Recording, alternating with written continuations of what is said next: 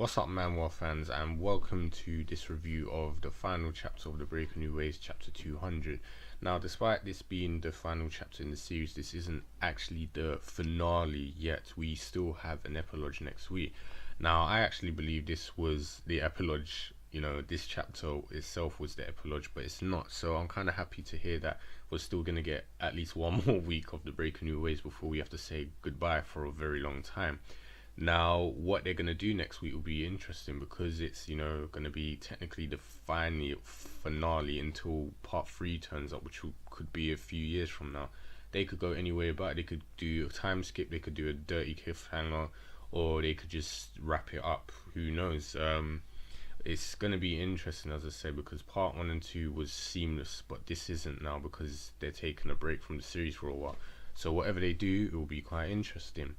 But I did enjoy this chapter. I feel like they lived up to what they promised. A very long chapter with nearly 40 pages and a lot of content, which made it feel like, part 3 is coming much sooner than we think, because everything just felt like it was building up to that, what to expect, what to look forward to, and this chapter did a very good job of doing that. But as I said, we know it's not going to happen, so it makes me upset knowing we're going to have to wait maybe years for the conclusion to, obviously, the Breaker.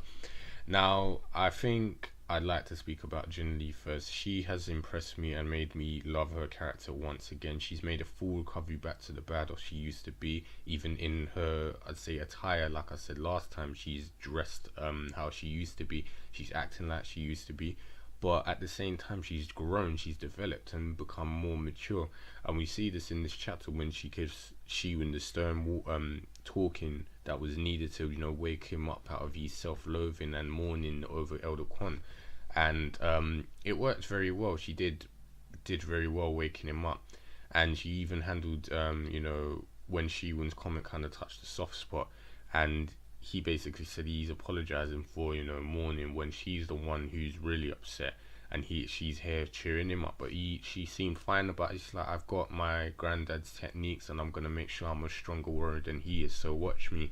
But what got me was when she started to break down and literally was begging Shi-Woon to become a Gaiju worthy of his lineage. So it seems like she has really grown up, and I would really love to see how much stronger she's going to become. She's going to be a very badass monster, probably even stronger than Elder Kwon, but that's probably not going to be anytime soon.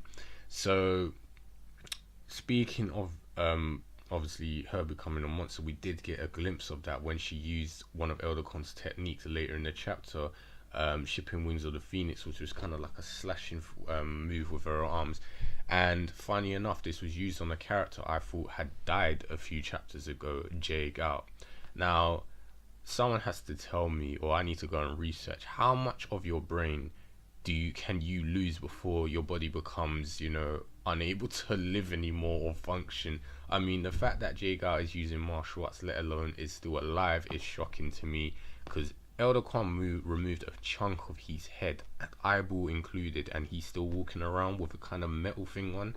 But this is a Marwen, so I can't really go too into it, but it just seemed a bit ridiculous that he's alive and still, like, he's not even in a vegetative state or kind of like have any sort of mental illness or anything, so it's weird.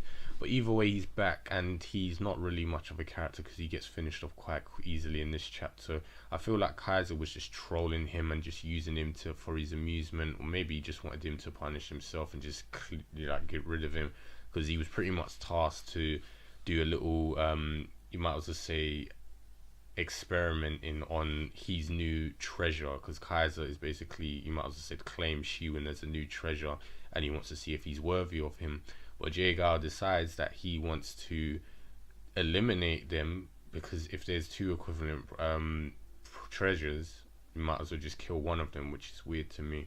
But he doesn't really succeed, because Shi-Woon actually was able to dodge and save Sarah Kang, and obviously Jin-Lee held him back until the former Alliance Chief arrived and eliminated him in a simple, true seismic step on his head.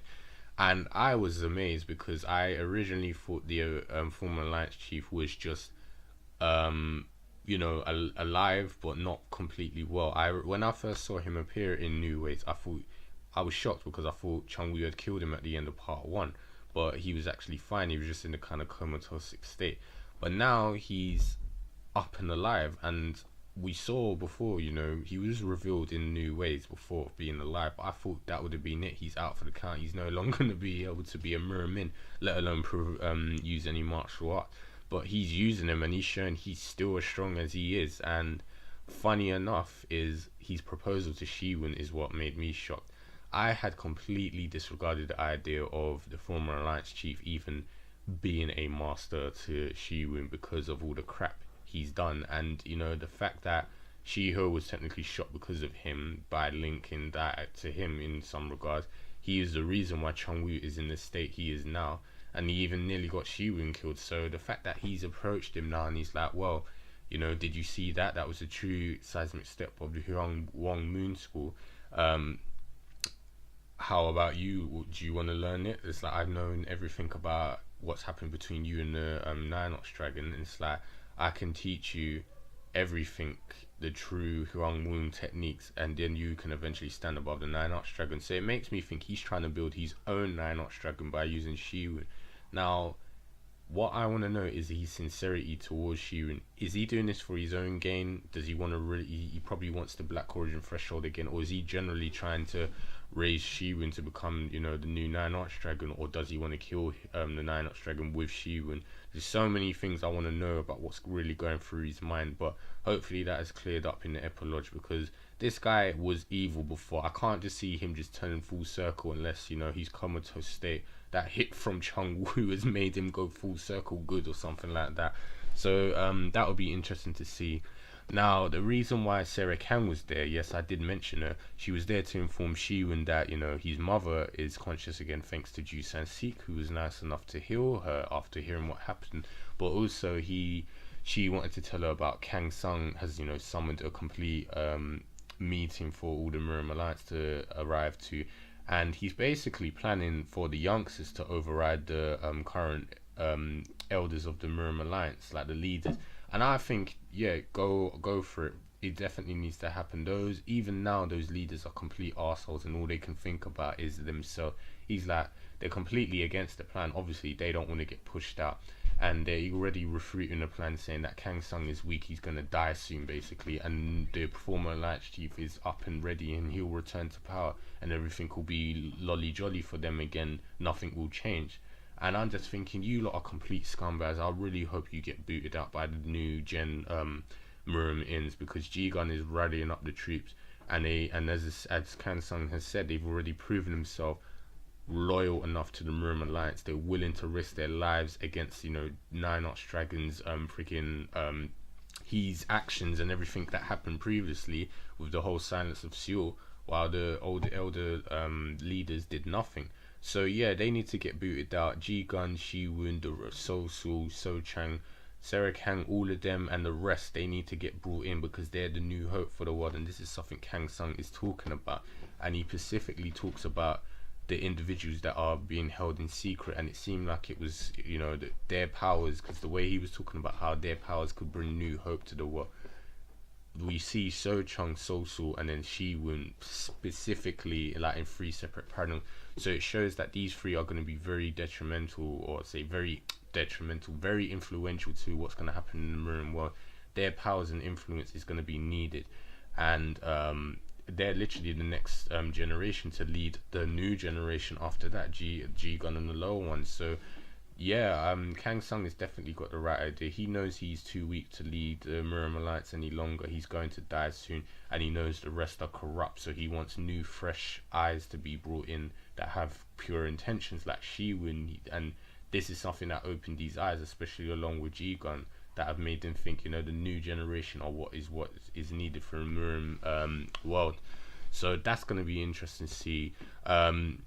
What I forgot to say, the way that's going to be organized is, he says he wants to give the new Mirim in youngsters a chance by organizing the battle of supremacy again. So this is literally, battling for ranks, in my opinion, for leadership and everything. And yes, good, do that. Put all the leaders out of commission, because they're completely crap.